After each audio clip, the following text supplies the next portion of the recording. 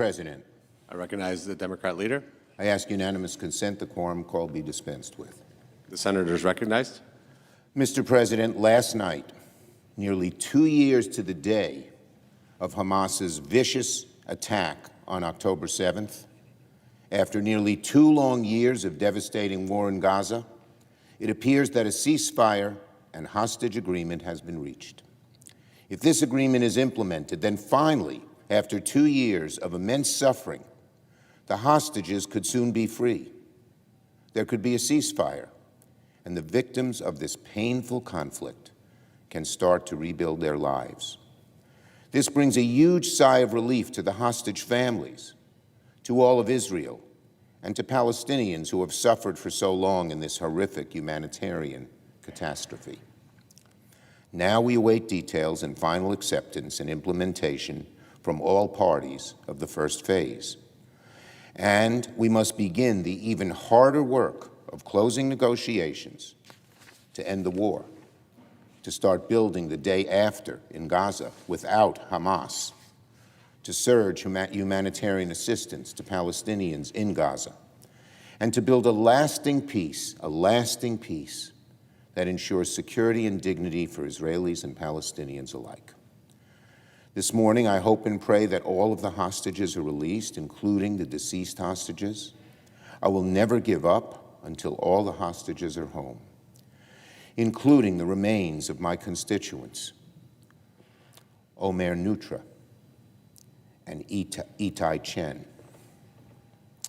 I've gotten to know their families well over the last 2 years, and I share their desperation to bring them home for proper burial and closure.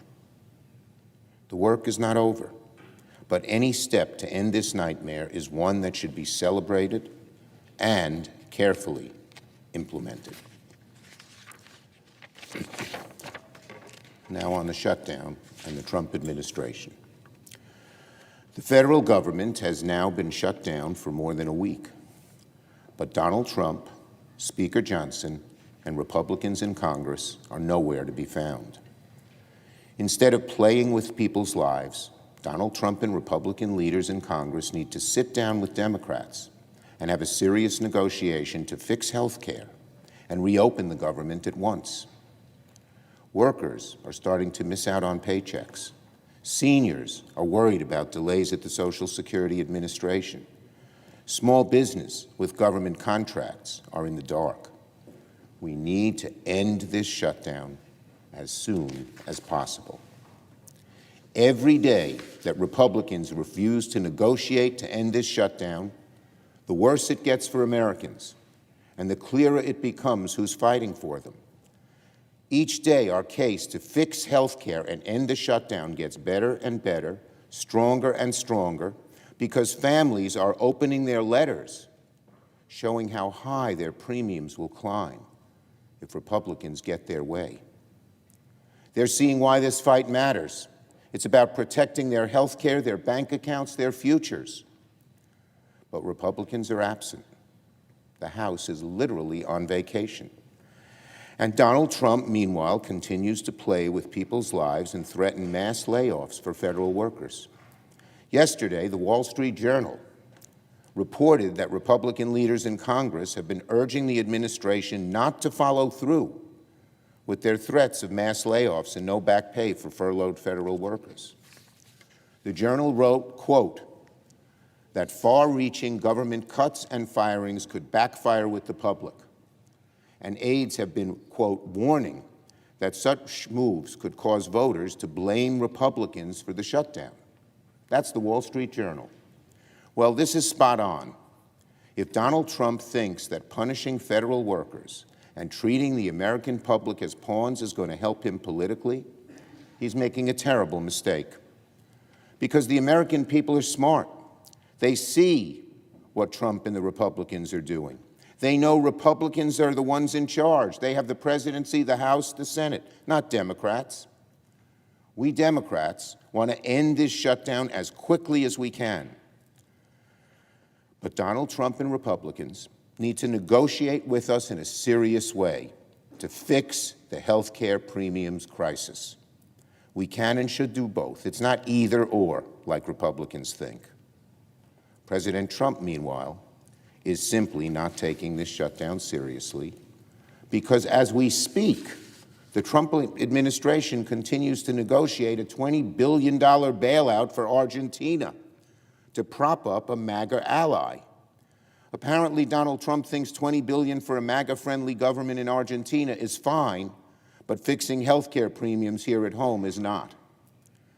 Meanwhile, thanks to Trump's bungled trade war with China, American soybean farmers have been shut out of foreign markets and are facing mass bankruptcies. With American farmers cut out, farmers in countries like Argentina are taking advantage, selling record number of soybeans to China. But instead of helping American farms now in the middle of a shutdown, Donald Trump wants to send $20 billion to Argentina to help them compete against American farmers. All while hungry Americans face higher grocery prices and the largest cuts ever to nutrition aid, thanks to Donald Trump and the Republicans' big ugly bill. It's utter lunacy.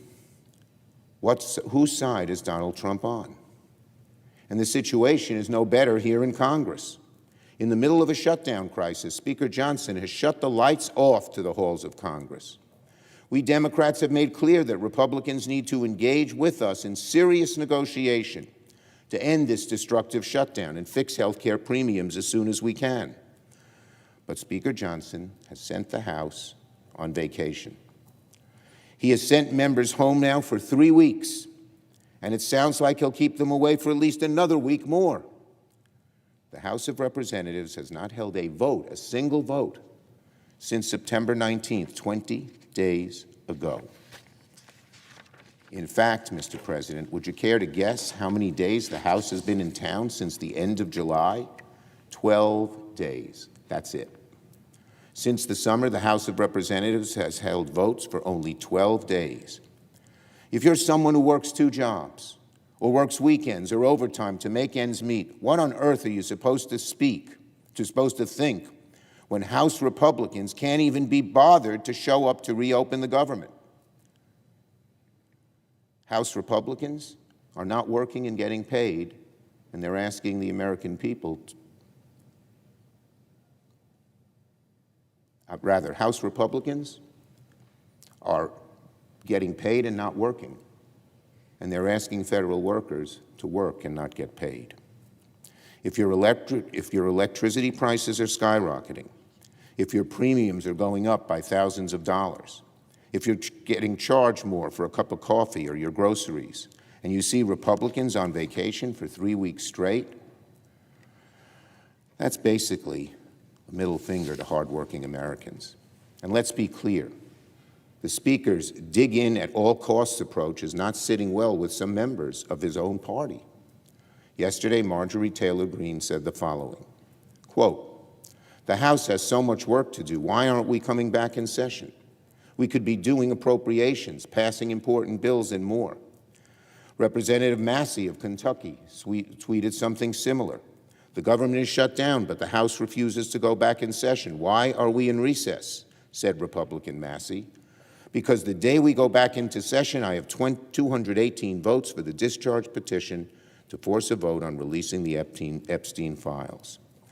Representative Kevin Kiley of California, Republican, meanwhile posted this: "The Speaker shouldn't even think about canceling session for a 3rd straight week." So the cracks are showing on the Republican side because they know Speaker Johnson's position of not budging on health care fixes is untenable. And in Louisiana, I would have thought that of all people interested in fixing ACA premiums, it would have been a representative from the state of Louisiana. Yesterday, I read a sobering report from the Times-Picayune saying that, quote, "Louisiana stands to lose the most if the ACA premium tax credits expire." According to that report, 85,000 Louisiana residents will lose health insurance. Many will see their premiums skyrocket. The average 60-year-old Louisiana couple making $85,000 a year would see insurance costs rise from $600 a month to $2,000 a month. Hear that, Mr. Speaker? That's your constituents. Good Americans in your own state will suffer the most if the ACA premiums expire. People will go bankrupt. People will get sick. People will die, all because the Speaker chose to keep the House on vacation rather than come to work and negotiate with Democrats to fix this health care crisis and end their Trump shutdown. Shameful. We urge Republicans to back away from their corner and have serious negotiations with the American people, serious negotiations that the American people deserve and expect before people get sick and go bankrupt. Now, finally, on a different, more somber but grateful note, last month the Senate lost a beloved member of our family, Kevin McDonald. Kevin served as the scheduler for our former colleague, Senator Patrick Leahy, for over 30 years. And I know Patrick would be the first to admit that he wouldn't have had the great career he did without Kevin by his side. I'm sure there were many days when I called Patrick 10 or 20 times, I still remember his phone number, or asked him to rush to my office in the middle of something else, and made Kevin's life hell trying to keep his schedule. But Kevin, the consummate professional he was, always found a way to make it work. He made the hardest days feel easier. He made the busiest days feel smoother. And everyone who knew him, whether you were a senator, a staffer, a parking attendant, a police officer, everyone just loved to be around him. He was the life of every party. He lit up every room he walked into and had an innate ability to turn friends into family. We'll all miss Kevin. We thank him for his service to the Senate, the state of Vermont, and the country. Our prayers are with his family, his friends, and his loved ones. I yield the floor.